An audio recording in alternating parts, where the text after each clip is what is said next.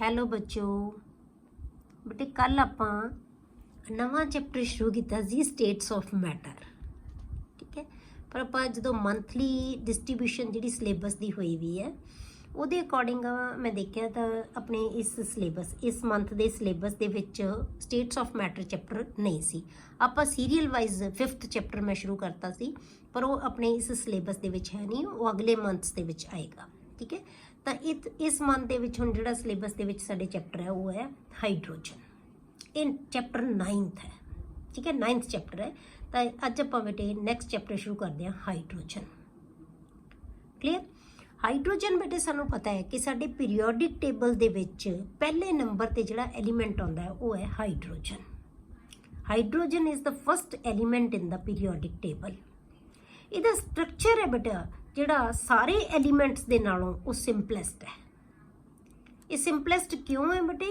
ਕਿਉਂਕਿ ਇਹਦੇ ਵਿੱਚ ਸਿਰਫ ਇੱਕ ਹੀ ਪ੍ਰੋਟੋਨ ਹੈ ਤੇ ਇੱਕ ਹੀ ਇਲੈਕਟ੍ਰੋਨ ਹੈ। ਜੇ ਆਪਾਂ ਇਹਦੀ ਐਟੋਮਿਕ ਫਾਰਮ ਦੀ ਗੱਲ ਕਰੀਏ, ਐਟਮ ਦੇ ਵਿੱਚ ਜੇ ਆਪਾਂ ਇੱਕ ਹਾਈਡਰੋਜਨ ਲਈਏ ਤਾਂ ਉਹਦੇ ਕੋਲ ਇੱਕ ਪ੍ਰੋਟੋਨ ਹੁੰਦਾ ਤੇ ਇੱਕ ਇਲੈਕਟ੍ਰੋਨ ਹੁੰਦਾ। ਇਸ ਕਰਕੇ ਦੀ ਜਿਹੜੀ ਸਟਰਕਚਰ ਹੈ ਬਹੁਤ ਸਿੰਪਲੈਸਟ ਹੈ among all the elements. It exist as diatomic molecule. ਪਰ ਜਿਹੜਾ ਨੇਚਰ ਦੇ ਵਿੱਚ ਐਗਜ਼ਿਸਟ ਕਰਦਾ ਬੇਟੇ ਉਹ ਡਾਇਆਟੋਮਿਕ ਮੋਲੀਕਿਊਲ ਦੀ ਫਾਰਮ ਦੇ ਵਿੱਚ ਐਗਜ਼ਿਸਟ ਕਰਦਾ, ਮਤਲਬ H2, ਜਿਹਨੂੰ ਅਸੀਂ ਕਹਿੰਦੇ ਹਾਂ dihydrogen. It forms more compounds than any other element. ਮਤਲਬ ਕਿ ਕਿਸੇ ਹੋਰ ਐਲੀਮੈਂਟ ਦੇ ਕੰਪੈਰੇਟਿਵਲੀ ਇਹ ਸਭ ਤੋਂ ਜ਼ਿਆਦਾ ਕੰਪਾਊਂਡ ਹੈ ਜਿਹੜਾ ਉਹ ਬਣਾਉਂਦਾ। ਮਤਲਬ ਇੰਨੇ ਕੰਪਾਊਂਡ ਹੋਰ ਕੋਈ ਵੀ ਐਲੀਮੈਂਟ ਨਹੀਂ ਬਣਾਉਂਦਾ ਜਿੰਨੇ ਹਾਈਡਰੋਜਨ ਬਣਾਉਂਦਾ। ਬਟ ਇਹ ਅੰਡਰਸਟੂਡ ਹੈ। ਜੇ ਆਪਾਂ ਜਿਹੜੇ ਹਾਈਡਰੋਕਾਰਬਨਸ ਜਾਂ ਆਰਗੈਨਿਕ ਕੰਪਾਊਂਡਸ ਹੀ ਲੈ ਲਈਏ, ਉਹੀ ਕਿੰਨੇ ਜ਼ਿਆਦਾ ਹੈਗੇ ਆ। ਉਹ ਸਾਰੇ ਦੇ ਵਿੱਚ ਕੀ ਹੈ ਬੇਟੇ? ਹਾਈਡਰੋਜਨ ਉਹਨਾਂ ਦਾ ਕੀ ਹੈ? ਮੇਨ ਕਨਸਟੀਟੂਐਂਟ ਹੁੰਦਾ ਹੈ। ਹਾਈਡਰੋਜਨ ਹੁੰਦੀ ਹੈ। ਤਾਂ ਇਸ ਕਰਕੇ ਹਾਈਡਰੋਜਨ ਹੈ ਜਿਹੜਾ ਬਹੁਤ ਜ਼ਿਆਦਾ ਕੰਪਾਊਂਡ ਬਣਾਉਂਦਾ ਹੈ। ਕਲੀਅਰ? ਹੁਣ ਆਪਾਂ ਕਰਦੇ ਹਾਂ ਬੇਟੇ position of hydrogen in the periodic table. ਜਿਹੜੀ ਪੋਜੀਸ਼ਨ ਹੈ ਨਾ ਬੇਟੇ ਪੀਰੀਓਡਿਕ ਟੇਬਲ ਦੇ ਵਿੱਚ ਹਾਈਡਰੋਜਨ ਦੀ, ਇਹ ਕਲੀਅਰ ਨਹੀਂ ਹੈ ਕਿ ਕਿੱਥੇ ਇਹਨੂੰ ਹੋਣਾ ਚਾਹੀਦਾ।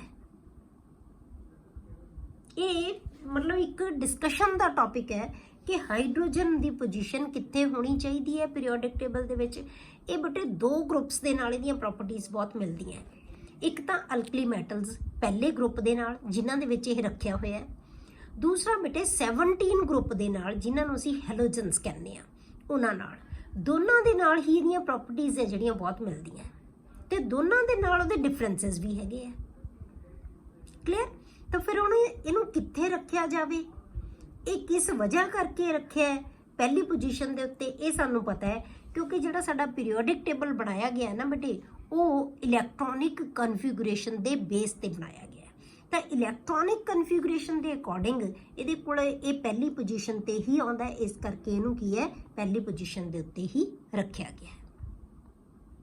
ਠੀਕ ਹੈ, ਹੁਣ ਆਪਾਂ ਕਿਉਂ ਅਸੀਂ ਰੱਖਿਆ ਪਹਿਲੇ ਗਰੁੱਪ ਦੇ ਵਿੱਚ, ਤਾਂ ਆਪਾਂ ਹੁਣ ਡਿਸਕਸ ਕਰਾਂਗੇ ਇਹਨਾਂ ਦੀਆਂ ਪ੍ਰੋਪਰਟੀ ਸਾਰੀਆਂ ਕਿ ਅਲਕਲੀ ਮੈਟਲਸ ਨਾਲ ਵੀ ਇਹ ਕਿਵੇਂ ਮਿਲਦਾ ਹੈ ਤੇ ਹੈਲੋਜਨਸ ਨਾਲ ਵੀ ਕਿਵੇਂ ਮਿਲਦਾ ਹੈ, ਕਿਵੇਂ ਇਹਨਾਂ ਦੇ ਨਾਲ ਡਿਫਰੈਂਸਸ ਹੈ। Clear? In the periodic table, hydrogen has been placed at the top of alkali metals in group 1. Group 1 ਦੇ ਵਿੱਚ alkali metals ਦੇ ਉੱਪਰ ਟੌਪ ਦੇ ਉੱਤੇ ਰੱਖਿਆ ਗਿਆ ਹੈ। Although it is not a member of the group, ਇਹਨੂੰ ਅਸੀਂ ਅਲਕਲੀ ਮੈਟਲਸ ਦੇ ਗਰੁੱਪਸ ਦਾ ਮੈਂਬਰ ਨਹੀਂ ਮੰਨਦੇ। ਅਸੀਂ ਪਹਿਲੇ ਗਰੁੱਪ ਨੂੰ ਕੀ ਕਹਿੰਦੇ ਬੇਟੇ? Alkali metals. ਦੂਜੇ ਗਰੁੱਪ ਨੂੰ ਕਹਿੰਦੇ ਅਸੀਂ ਐਲਕਲਾਈਨ ਅਰਥ ਮੈਟਲਸ। ਇਹ ਜਦੋਂ ਆਪਾਂ ਐਸ ਬਲੌਕ ਐਲੀਮੈਂਟਸ ਕਰਾਂਗੇ ਨਾ ਬੇਟੇ ਉਦੋਂ ਆਪਾਂ ਇਹਨਾਂ ਨੂੰ ਡਿਸਕਸ ਡਿਟੇਲ ਦੇ ਵਿੱਚ ਕਰਾਂਗੇ। ਪਰ ਜਦੋਂ ਆਪਾਂ ਪੀਰੀਓਡਿਕ ਟੇਬਲ ਕੀਤਾ ਸੀ ਤਾਂ ਉਦੋਂ ਆਪਾਂ ਦੋ ਚੀਜ਼ਾਂ ਡਿਸਕਸ ਕੀਤੀਆਂ ਸੀ ਕਿ ਪਹਿਲਾ ਗਰੁੱਪ ਹੈ ਜਿਹੜਾ ਉਹਨੂੰ ਅਸੀਂ ਐਲਕਲੀ ਮੈਟਲਸ ਕਹਿੰਦੇ ਹਾਂ ਤੇ ਦੂਜੇ ਗਰੁੱਪ ਨੂੰ ਆਪਾਂ ਕੀ ਕਹਿੰਦੇ ਹਾਂ? Alkaline earth metals. ਤਾਂ ਇਹ ਅਲਕਲੀ ਮੈਟਲਸ ਦੇ ਗਰੁੱਪ ਦੇ ਉੱਪਰ ਰੱਖਿਆ ਗਿਆ, ਟੌਪ ਤੇ ਰੱਖਿਆ ਗਿਆ, ਪਰ ਇਹ ਇਸ ਗਰੁੱਪ ਦਾ ਮੈਂਬਰ ਨਹੀਂ ਹੈ। ਕਿਉਂ? ਕਿਉਂਕਿ ਅਸੀਂ ਇਹਨਾਂ ਨੂੰ ਅਲਕਲੀ ਮੈਟਲਸ ਕਹਿੰਦੇ ਆ ਬੇਟੇ। ਇਹ ਮੈਟਲਸ ਹੈ ਪਰ ਹਾਈਡਰੋਜਨ ਕੀ ਹੁੰਦਾ? ਨੌਨ ਮੈਟਲ ਹੈ। ਤਾਂ ਇਸ ਕਰਕੇ ਇਹਨਾਂ ਦਾ ਮੈਂਬਰ ਨਹੀਂ ਹੈ ਇਹ, ਪਰ ਇਹਨਾਂ ਦੇ ਨਾਲ ਰੱਖਿਆ ਹੋਇਆ ਹੈ। ਠੀਕ ਹੈ, although it is not a member of the group, but we know that the elements in the periodic table are arranged according to their electronic configuration. ਕਿਉਂਕਿ ਇਹਨਾਂ ਦੀ ਕਨਫਿਗੂਰੇਸ਼ਨ ਅਲਕਲੀ ਮੈਟਲਸ ਦੇ ਨਾਲ ਮਿਲਦੀ ਹੈ, ਇਸ ਕਰਕੇ ਇਹਨੂੰ ਉਸ ਗਰੁੱਪ ਦੇ ਉੱਪਰ ਰੱਖਿਆ ਗਿਆ। ਕਿਉਂਕਿ ਸਾਨੂੰ ਪਤਾ ਹੈ ਕਿ ਜਿਹੜਾ ਸਾਡਾ ਪੀਰੀਓਡਿਕ ਟੇਬਲ ਬਣਾਇਆ ਗਿਆ ਹੈ ਉਹ ਕਿਹਦੇ ਅਕੋਰਡਿੰਗ ਬਣਾਇਆ ਗਿਆ? ਇਲੈਕਟ੍ਰੋਨਿਕ configurations ਦੇ according. Hydrogen resembles with alkali metals and halogens group 17। alkali metals ਕਿਹੜੇ ਬੇਟੇ group 1 and halogens group 17। ਇਹਨਾਂ ਦੋਨਾਂ ਨਾਲ ਹੀ ਰਿਜ਼ੈਂਬਲ ਕਰਦਾ ਹੈ। ਹੁਣ ਆਪਾਂ ਕਰਦੇ ਹਾਂ ਕਿ ਇਹਦੀ ਰਿਜ਼ੈਂਬਲੈਂਸ ਕਿਵੇਂ ਹੈ। ਸਭ ਤੋਂ ਪਹਿਲਾਂ ਆਪਾਂ ਬੇਟੇ ਪੜ੍ਹਦੇ ਹਾਂ ਉਹ ਰਿਜ਼ੈਂਬਲੈਂਸ ਵਿਦ ਅਲਕਲੀ ਮੈਟਲਸ। ਪਹਿਲਾਂ ਆਪਾਂ ਕਰਦੇ ਹਾਂ ਕਿ ਇਹਦੀ ਜਿਹੜੀ ਰਿਜ਼ੈਂਬਲੈਂਸ ਹੈ ਅਲਕਲੀ ਮੈਟਲਸ ਦੇ ਨਾਲ ਕਿਵੇਂ ਹੈ। ਹੁਣ ਕਿਹੜੇ ਪੁਆਇੰਟਸ ਦੇ ਵਿੱਚ ਹੁਣ ਆਪਾਂ ਪੜ੍ਹਦੇ ਹਾਂ ਕਿ ਕਿਹੜੇ ਪੁਆਇੰਟਸ ਦੇ ਵਿੱਚ ਇਹ ਅਲਕਲੀ ਮੈਟਲਸ ਦੇ ਨਾਲ ਰਿਜ਼ੈਂਬਲ ਕਰਦਾ ਹੈ। ਸਭ ਤੋਂ ਪਹਿਲਾ ਪੁਆਇੰਟ ਆਪਾਂ ਲੈਂਦੇ ਹਾਂ ਇਲੈਕਟ੍ਰੋਨਿਕ ਕਨਫਿਗੂਰੇਸ਼ਨ। ਹੁਣ ਇਲੈਕਟ੍ਰੋਨਿਕ ਕਨਫਿਗੂਰੇਸ਼ਨ ਦੇ ਅਕੋਰਡਿੰਗ ਇਹ ਅਲਕਲੀ ਮੈਟਲਸ ਦੇ ਨਾਲ ਕਿਵੇਂ ਰਿਜ਼ੈਂਬਲ ਕਰਦਾ ਹੈ। ਹੁਣ ਅਲਕਲੀ ਮੈਟਲਸ ਦੇ ਵਿੱਚ ਜਿਹੜੇ ਸਾਨੂੰ ਪਤਾ ਹੈ ਕਿ ਅਲਕਲੀ ਮੈਟਲਸ ਦੇ ਵਿੱਚ ਵੈਲੈਂਸ ਸ਼ੈਲ ਦੇ ਵਿੱਚ ਹਮੇਸ਼ਾ ਇੱਕ ਇਲੈਕਟ੍ਰੋਨ ਹੁੰਦਾ ਹੈ। ਸਾਰੀਆਂ ਅਲਕਲੀ ਮੈਟਲਸ ਦੇ ਵੈਲੈਂਸ ਸ਼ੈਲ 'ਚ ਇੱਕੋ ਇਲੈਕਟ੍ਰੋਨ ਹੈ। ਉਸੇ ਤਰ੍ਹਾਂ ਹਾਈਡਰੋਜਨ ਦੇ ਵੈਲੈਂਸ ਸ਼ੈਲ ਦੇ ਵਿੱਚ ਵੀ ਕੀ ਹੁੰਦਾ ਬੇਟੇ ਇੱਕੋ ਇਲੈਕਟ੍ਰੋਨ। ਇਹਦੇ ਕੋਲੇ ਤਾਂ ਵੈਲੈਂਸ ਮੰਨ ਲਓ ਜਿਹੜਾ ਮਰਜ਼ੀ ਮੰਨ ਲਓ, ਹਾਈਡਰੋਜਨ ਕੋਲ ਤਾਂ ਹੈ ਹੀ ਇੱਕ ਇਲੈਕਟ੍ਰੋਨ, ਠੀਕ ਹੈ। Like alkali metals hydrogen has 1 electron in its valence shell. ਹੁਣ ਆਪਾਂ ਕਨਫਿਗੂਰੇਸ਼ਨ ਜੇ ਕਰੀਏ, ਐਲੀਮੈਂਟ ਆਪਾਂ ਲੈ ਲਿਆ ਹਾਈਡਰੋਜਨ, ਇਹਦਾ ਐਟੋਮਿਕ ਨੰਬਰ ਕਿੰਨਾ ਹੈ ਬੇਟੇ 1, ਤਾਂ ਇਲੈਕਟ੍ਰੋਨਿਕ ਕਨਫਿਗੂਰੇਸ਼ਨ ਕੀ ਹੋਗੀ 1s1। ਹੁਣ ਇਹ ਤਾਂ ਤੁਹਾਨੂੰ ਲਿਖਣੀ ਆਉਂਦੀ ਹੈ, ਇਹ ਕੋਈ ਨਵੀਂ ਚੀਜ਼ ਨਹੀਂ ਤੁਹਾਡੇ ਲਈ। ਹੁਣ ਆਪਾਂ ਕੋਈ ਵੀ ਅਲਕਲੀ ਮੈਟਲ ਲੈ ਲਈਏ ਆਪਾਂ, ਹੁਣ ਉਹਦਾ ਐਟੋਮਿਕ ਨੰਬਰ ਕੋਈ ਵੀ ਹੋ ਸਕਦਾ ਹੈ। ਮੈਟਲ ਦੀ ਕਨਫਿਗੂਰੇਸ਼ਨ ਕੀ ਹੋਏਗੀ ns1। n ਕੀ ਹੈ ਉਹਦੇ ਪੀਰੀਅਡ ਦਾ ਨੰਬਰ। ਹੁਣ ਜੇ ਆਪਾਂ ਲੀਥੀਅਮ ਲੈ ਲਈਏ, ਠੀਕ ਹੈ, ਮੈਟਲ ਕਿਹੜੀ ਲੈ ਲਈ ਆਪਾਂ ਲੀਥੀਅਮ, ਇਹਦਾ ਨੰਬਰ ਕਿੰਨਾ ਹੈ 3, ਤਾਂ ਕੀ ਕਨਫਿਗੂਰੇਸ਼ਨ ਹੋਗੀ 1s2 2s1। 3 ਇਲੈਕਟ੍ਰੋਨ ਹੈ ਇਹਦੇ ਕੋਲੇ, ਜਿੰਨਾ ਐਟੋਮਿਕ ਨੰਬਰ ਹੈ ਉਨੇ ਇਲੈਕਟ੍ਰੋਨ ਹੈ ਕਿਉਂਕਿ ਇਹ ਐਟੋਮਿਕ ਫਾਰਮ 'ਚ ਹੈ। ਹੁਣ ਆਪਾਂ ਸੋਡੀਅਮ ਲੈ ਲਿਆ ਬੇਟੇ, ਸੋਡੀਅਮ ਵੀ ਪਹਿਲੇ ਗਰੁੱਪ ਦੇ ਵਿੱਚ ਹੀ ਹੈ। ਲੀਥੀਅਮ ਤੋਂ ਬਾਅਦ ਕੀ ਆਉਂਦਾ ਹੈ ਨੀਚੇ ਸੋਡੀਅਮ, ਪਹਿਲਾਂ ਹਾਈਡਰੋਜਨ ਆਉਂਦਾ ਹੈ, ਫਿਰ ਲੀਥੀਅਮ ਆਉਂਦਾ ਹੈ, ਫਿਰ ਸੋਡੀਅਮ ਆਉਂਦਾ ਹੈ, ਠੀਕ ਹੈ, ਫਿਰ ਪੋਟਾਸ਼ੀਅਮ ਆ ਜਾਏਗਾ। ਹੁਣ ਸੋਡੀਅਮ ਦਾ ਨੰਬਰ ਕਿੰਨਾ ਹੈ ਬੇਟੇ 11। ਜੇ ਆਪਾਂ 11 ਦੀ ਕਨਫਿਗੂਰੇਸ਼ਨ ਲਿਖੀਏ 1s2 2s2 2p6 and 3s1, ਠੀਕ ਹੈ, ਇਹ ਕਿੰਨਾ ਬਣ ਗਿਆ 11 ਇਲੈਕਟ੍ਰੋਨਸ। ਤਾਂ ਇਹਦੇ ਵੀ ਇਲੈਕਟ੍ਰੋਨ ਜਿਹੜਾ ਹੈਗਾ 1 ਹੈ ਵੈਲੈਂਸ ਸ਼ੈਲ 'ਚ। ਤਾਂ ਕੋਈ ਵੀ ਅਸੀਂ ਅਲਕਲੀ ਮੈਟਲ ਲੈ ਲਈਏ ਉਹਦੇ ਵੀ ਵੈਲੈਂਸ ਸ਼ੈਲ 'ਚ 1 ਇਲੈਕਟ੍ਰੋਨ ਹੋਏਗਾ। ਜਿਵੇਂ ਆਪਾਂ ਐਗਜ਼ਾਮਪਲ ਲੈ ਲਈਏ ਲੀਥੀਅਮ ਲੈ ਲਿਆ, ਸੋਡੀਅਮ ਲੈ ਲਿਆ, ਪੋਟਾਸ਼ੀਅਮ ਲੈ ਲਾਂਗੇ ਤਾਂ ਕੀ ਆ ਜਾਏਗਾ 4s1 ਆ ਜਾਏਗਾ।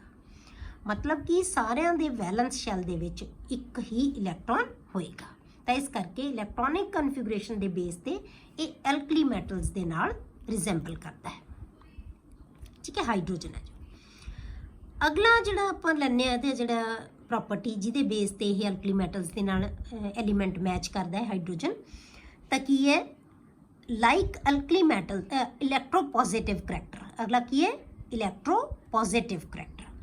ਹੁਣ ਸਾਨੂੰ ਪਤਾ ਹੈ ਬੇਟੇ ਕਿ ਸਾਰੀਆਂ ਅਲਕਲੀ ਮੈਟਲਸ ਹੈ ਜਿਹੜੀਆਂ ਉਹ ਕੀ ਹੁੰਦੀਆਂ ਇਲੈਕਟ੍ਰੋਪੋਜ਼ਿਟਿਵ ਨੇਚਰ ਦੀਆਂ ਹੁੰਦੀਆਂ। ਇਲੈਕਟ੍ਰੋਪੋਜ਼ਿਟਿਵ ਕਰੈਕਟਰ ਕੀ ਹੁੰਦਾ ਬੇਟੇ, ਉਹ ਪ੍ਰੋਪਰਟੀ ਜਿਹਦੇ ਕਰਕੇ ਕੋਈ ਸਪੀਸ਼ੀਜ਼ ਇਲੈਕਟ੍ਰੋਨ ਲੂਜ਼ ਕਰ ਸਕਦੀ ਹੈ, ਤਾਂ ਉਹਦਾ ਇਲੈਕਟ੍ਰੋਪੋਜ਼ਿਟਿਵ ਕਰੈਕਟਰ ਹੈ, ਠੀਕ ਹੈ।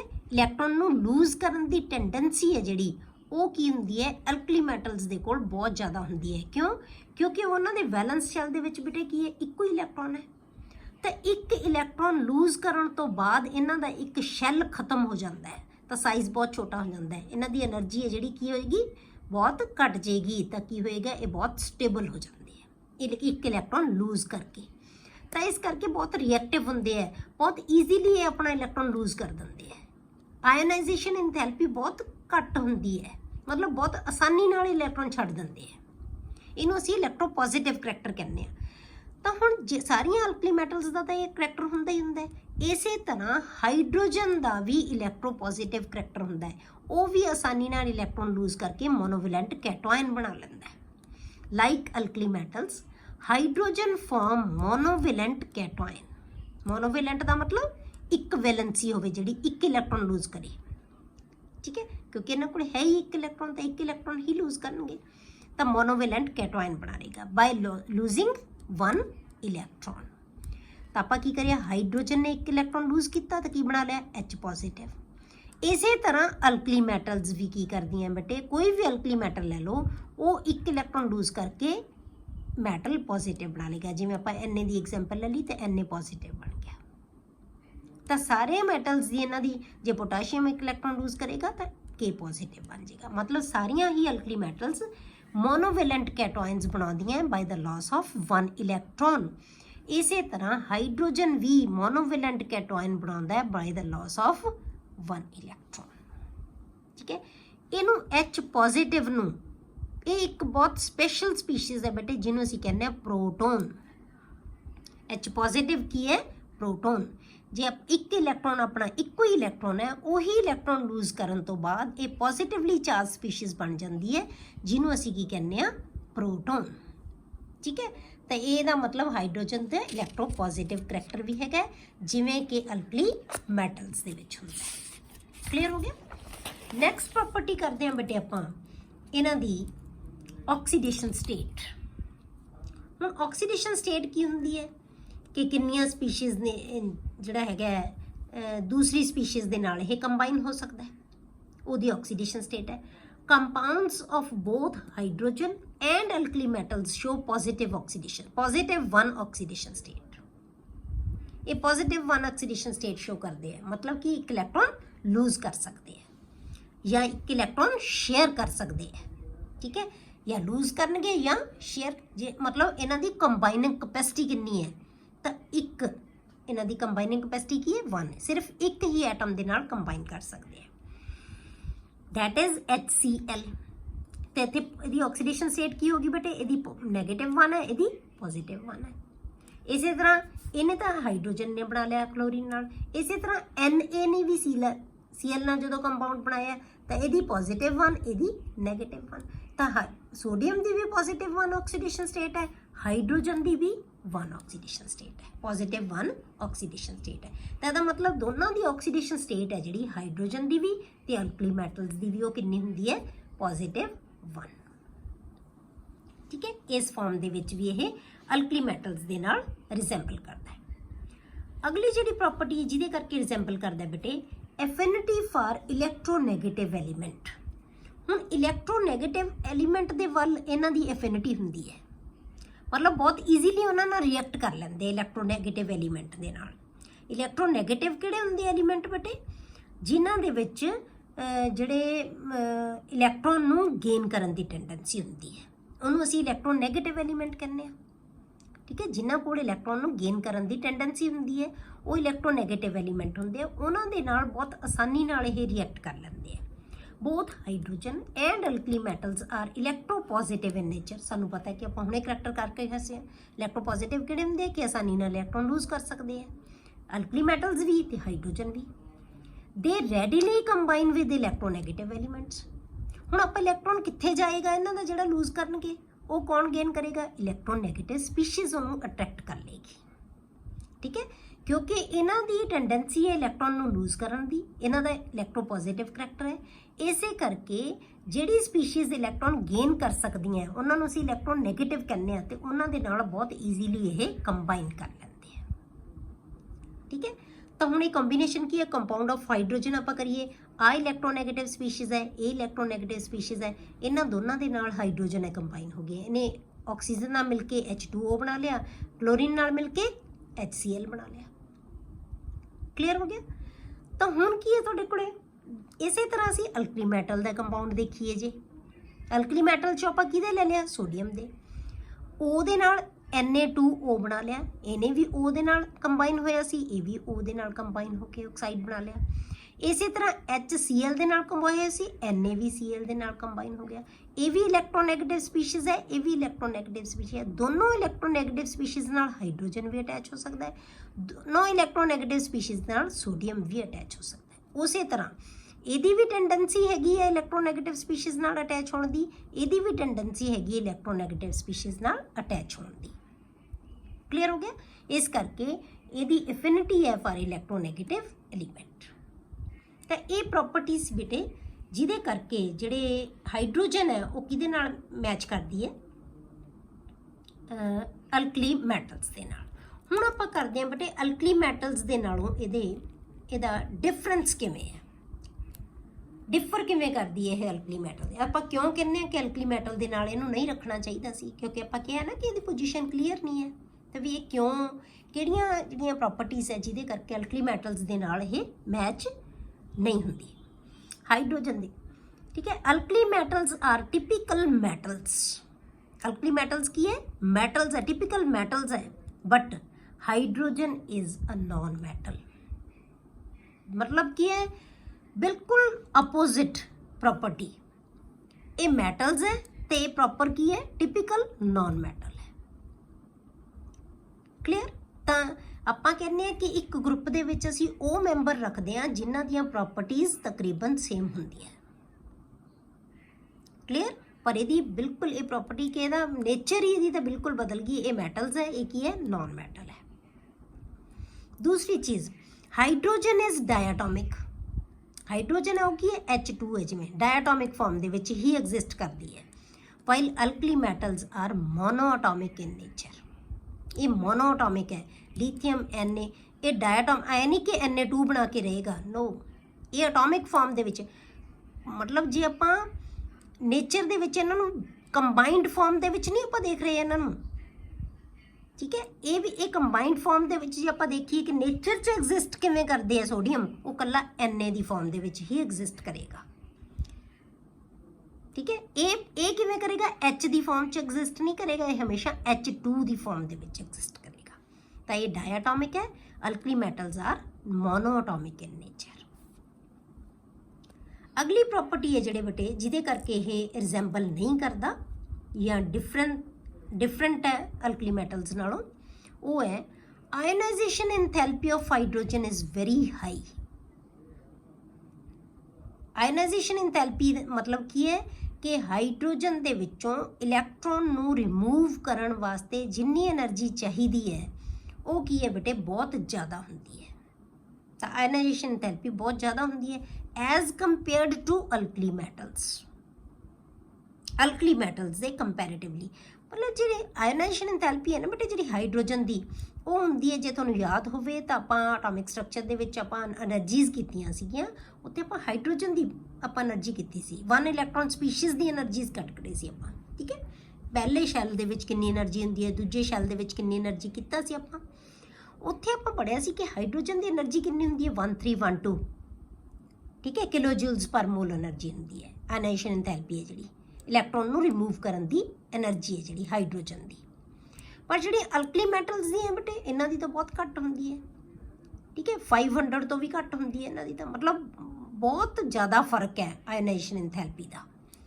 तो हाइड्रोजन की आयनाइजेशन एंथैल्पी बहुत ज़्यादा होंदी है, पर अल्कली मैटल्स की एनर्जी है जिहड़ी वो सब तो घट होंदी है। पूरे अपने जे आपां पीरियड की गल करिए ना, सब तो घट एनर्जी किहनूं चाहिदी होंदी है, आयनाइजेशन एंथैल्पी सब तो घट कितनी होंदी है पहले मैंबर की अल्कली मैटल्स की। क्लीयर। इस करके ये डिफरेंट है अल्कली मैटल्स नालों कि सारियां ही अल्कली मैटल्स की आयनाइजेशन एंथैल्पी बहुत घट होंदी है, पर हाइड्रोजन की बहुत ज़्यादा है।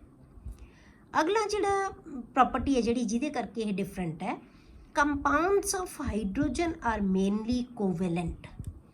जिहड़े हाइड्रोजन कंपाउंड बनाउंदा है ना बेटे, जिस टाइप के कंपाउंड बनाउंदा वो कोवेलेंट नेचर दे हुंदे है। हुण आपां नूं कोवेलेंट ते आयनिक तो पता है ना तुहानूं, जिहड़े शेयरिंग नाल बनदे हैं बेटे, इलैक्ट्रॉन शेयर करके जिहड़ियां स्पीशीज़ बनाउंदियां उहनूं असीं कोवेलेंट करदे हां।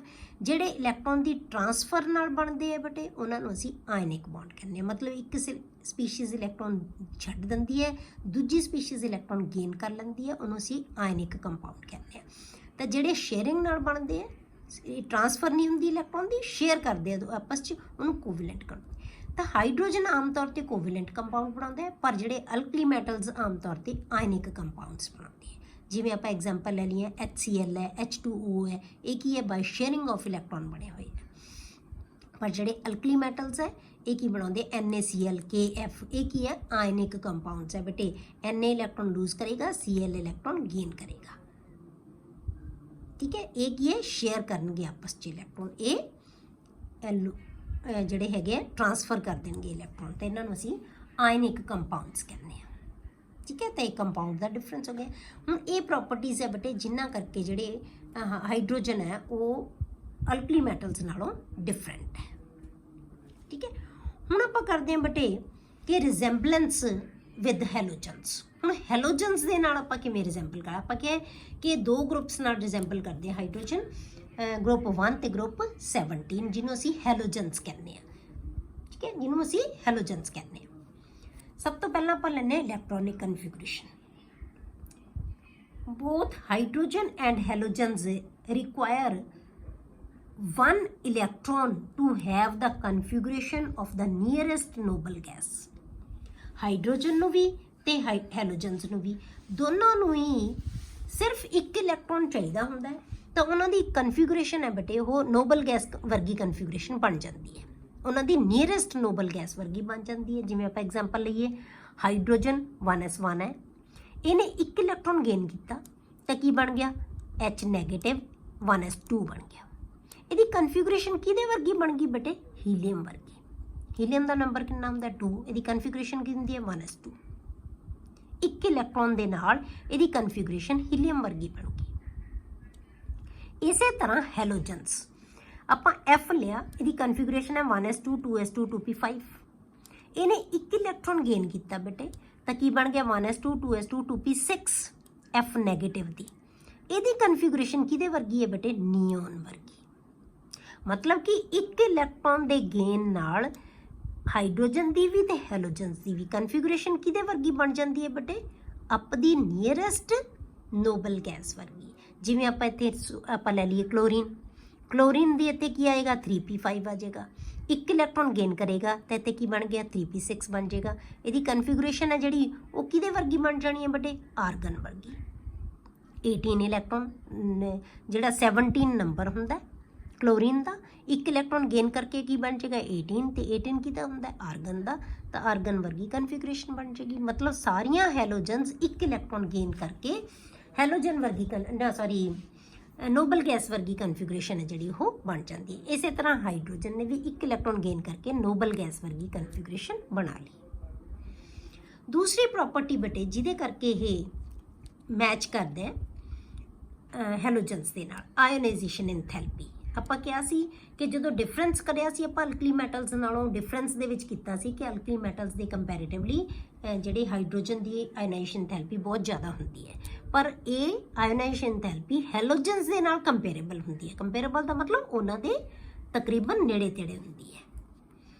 The ionization enthalpies of hydrogen and halogens are comparable। ਜਿਵੇਂ ਆਪਾਂ ਹਾਈਡਰੋਜਨ ਦੀ ਐਂਥੈਲਪੀ ਲੈ ਲਈ ਡੈਲਟਾ IH1 ਦਾ ਮਤਲਬ ਜਦੋਂ ਅਸੀਂ ਇੱਕ ਇਲੈਕਟ੍ਰੋਨ ਰਿਮੂਵ ਕਰਨਾ ਹੈ ਪਹਿਲੀ ਆਇਓਨਾਈਜੇਸ਼ਨ ਐਂਥੈਲਪੀ ਕਿਲੋ ਜੂਲ ਪਰ ਮੋਲ ਲੈਣੀ ਆਪਾਂ 1312 ਹੁੰਦੀ ਹੈ ਹਾਈਡਰੋਜਨ ਦੀ, F ਦੀ 1680 ਹੁੰਦੀ ਹੈ, ਕਲੋਰੀਨ ਦੀ 1255 ਹੁੰਦੀ ਹੈ, ਬ੍ਰੋਮੀਨ ਦੀ 1143 ਹੁੰਦੀ ਹੈ। ਮਤਲਬ ਇਹਨਾਂ ਦੇ ਕੰਪੇਰੇਬਲ ਹੈ ਨੇੜੇ ਤੇੜੇ ਐਂਥੈਲਪੀਸ। ਪਰ ਜੇ ਆਪਾਂ ਅਲਕਲੀ ਮੈਟਲਸ ਨਾਲ ਕਿਹਾ ਸੀ ਮੈਂ ਉੱਥੇ ਤੁਹਾਨੂੰ ਮੈਂ ਕੀ ਦੱਸਿਆ ਕਿ 500 ਤੋਂ ਵੀ ਘੱਟ ਹੁੰਦੀ ਹੈ ਉਹਨਾਂ ਦੀ ਐਂਥੈਲਪੀ, ਮਤਲਬ ਕਿ ਉਹਦੇ ਕੰਪੈਰੀਟਿਵਲੀ ਤਾਂ ਬਹੁਤ ਜ਼ਿਆਦਾ ਹੈ, ਪਰ ਇਹਨਾਂ ਹੈਲੋਜਨਸ ਦੇ ਨਾਲ ਕੀ ਹੈ ਬੇਟੇ ਦੀ ਕੰਪੇਰੇਬਲ ਹੈ। ਤਾਂ ਆਇਓਨਾਈਜੇਸ਼ਨ ਐਂਥੈਲਪੀਸ ਹੈ ਜਿਹੜੀਆਂ ਉਹ ਕਿਹਦੇ ਨਾਲ ਮਿਲਦੀਆਂ ਇਹਦੀਆਂ ਹੈਲੋਜਨਸ ਦੇ ਨਾਲ।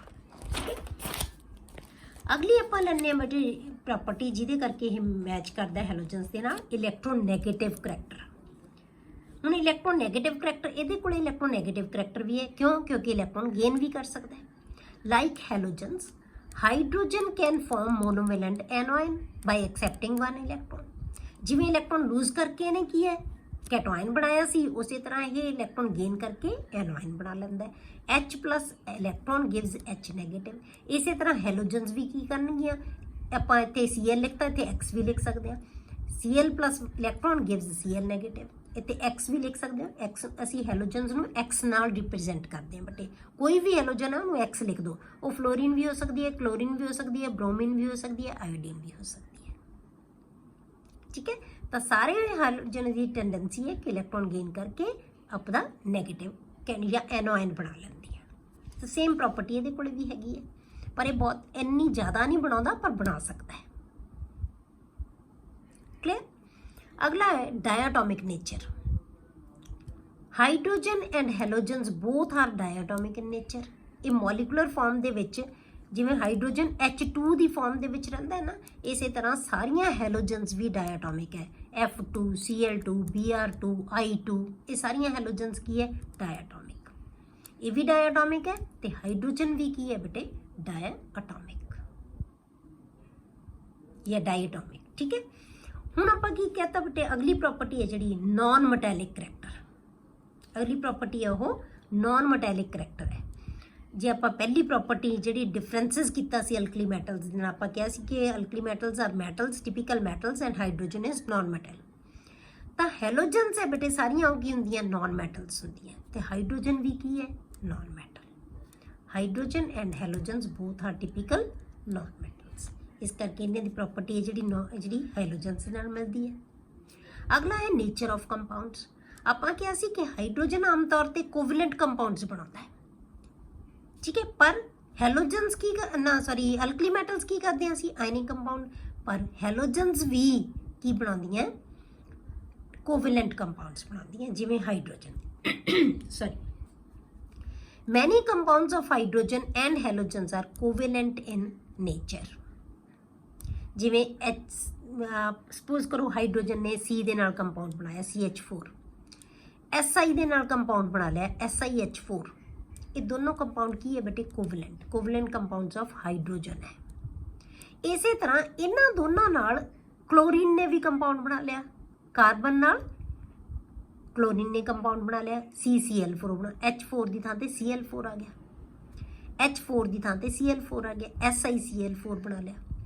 ਇਹ ਵੀ ਕੋਵੈਲੈਂਟ ਹੈ, ਇਹ ਵੀ ਕੋਵੈਲੈਂਟ ਕੰਪਾਊਂਡ ਹੈ, ਇਹ ਵੀ ਕੋਵੈਲੈਂਟ ਹੈ ਤੇ ਇਹ ਵੀ ਕੋਵੈਲੈਂਟ ਕੰਪਾਊਂਡ ਹੈ। ਮਤਲਬ ਕਲੋਰੀਨ ਦੇ ਵੀ ਇਹ ਦੋਨੋਂ ਕੰਪਾਊਂਡ ਕੋਵੈਲੈਂਟ ਹੈ ਤੇ ਹਾਈਡਰੋਜਨ ਦੇ ਵੀ ਇਹ ਦੋਨੋਂ ਕੰਪਾਊਂਡ ਕੋਵੈਲੈਂਟ ਹੈ। ਇਹ ਕੋਵੈਲੈਂਟ ਕੰਪਾਊਂਡ ਆ ਗਏ ਹਾਈਡਰੋਜਨ ਦੇ, ਇਹ ਕੋਵੈਲੈਂਟ ਕੰਪਾਊਂਡ ਆ ਗਏ ਕਲੋਰੀਨ ਦੇ। ਤਾਂ ਨੇਚਰ ਆਫ ਕੰਪਾਊਂਡਸ ਕੀ ਹੋਗੀ ਬੇਟੇ ਸੇਮ, ਠੀਕ ਹੈ। ਹੁਣ ਆਪਾਂ ਕਰਦੇ ਹਾਂ ਬੇਟੇ ਹੈਲੋਜਨਸ ਦੇ ਨਾਲੋਂ ਇਹ ਡਿਫਰੈਂਟ ਕਿਵੇਂ ਹੈ। ਹੁਣ ਕਿਹੜੇ ਪੁਆਇੰਟਸ ਆਫ ਡਿਫਰੈਂਸਸ ਹੈ ਇਹਦੇ, ਹੁਣ ਆਪਾਂ ਉਹ ਪੜ੍ਹਦੇ ਹਾਂ ਕਿ ਹੈਲੋਜਨਸ ਦੇ ਨਾਲੋਂ ਇਹ ਡਿਫਰੈਂਟ ਕਿਵੇਂ ਹੈ। ਪਹਿਲਾ, ਹੈਲੋਜਨਸ ਰੈਡਿਲੀ ਫਾਰਮ ਹੈਲਾਈਡਸ।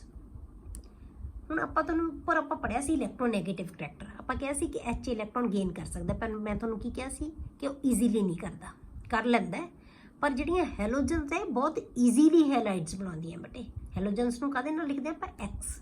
ਇਹ ਬਹੁਤ ਈਜ਼ੀਲੀ ਇਲੈਕਟ੍ਰੋਨ ਗੇਨ ਕਰ ਸਕਦੀਆਂ, ਇਹਨਾਂ ਦੀ ਟੈਂਡੈਂਸੀ ਹੈ ਕਿ ਬਹੁਤ ਆਸਾਨੀ ਨਾਲ ਇਲੈਕਟ੍ਰੋਨ ਗੇਨ ਕਰ ਸਕਦੀਆਂ। But hydrogen form halide ions in compounds with alkali and alkaline earth metals. ਇਹ ਅਲਕਲੀ ਮੈਟਲਸ ਦੇ ਨਾਲ ਤੇ ਐਲਕਲਾਈਨ ਅਰਥ ਮੈਟਲਸ ਦੇ ਨਾਲ ਬਣਾਉਂਦਾ ਹੈ, ਸਿਰਫ ਕਿਉਂਕਿ ਉਹ ਬਹੁਤ ਜ਼ਿਆਦਾ ਇਲੈਕਟ੍ਰੋਪੋਜ਼ਿਟਿਵ ਹੈ। ਅਲਕਲੀ ਮੈਟਲਸ ਆਰ ਮੋਸਟ ਇਲੈਕਟ੍ਰੋਪੋਜ਼ਿਟਿਵ, ਸਾਰੇ ਪੀਰੀਓਡਿਕ ਟੇਬਲ ਦੇ ਵਿੱਚੋਂ ਜ਼ਿਆਦਾ ਇਲੈਕਟ੍ਰੋਪੋਜ਼ਿਟਿਵ ਅਲਕਲੀ ਮੈਟਲਸ ਹੈ। ਤਾਂ ਸਿਰਫ ਉਹਨਾਂ ਦੇ ਨਾਲ ਹੀ ਜਿਹੜੇ ਹਾਈਡਰਾਈਡ ਬਣਾਏਗਾ ਉਦੋਂ ਇਹ ਇਲੈਕਟ੍ਰੋਨ ਗੇਨ ਕਰੇਗਾ, ਉਦੋਂ ਇਹਦਾ ਇਲੈਕਟ੍ਰੋਨੈਗੇਟਿਵ ਕਰੈਕਟਰ ਹੋਏਗਾ, ਅਦਰਵਾਈਜ਼ ਇਹਦਾ ਇਲੈਕਟ੍ਰੋਪੋਜ਼ਿਟਿਵ ਕਰੈਕਟਰ ਹੁੰਦਾ ਹੈ। ਪਰ ਹੈਲੋਜਨਸ ਬਹੁਤ ਜ਼ਿਆਦਾ ਇਲੈਕਟ੍ਰੋਨੈਗੇਟਿਵ ਹੁੰਦੀਆਂ। ਕਲੀਅਰ। ਦੂਸਰਾ ਜਿਹੜਾ ਇਹਦੀ ਪ੍ਰੋਪਰਟੀ ਹੈ ਬੇਟੇ ਉਹ ਹੈ ਇਨ ਦਾ ਮੋਲੀਕੂਲਰ ਫਾਰਮ।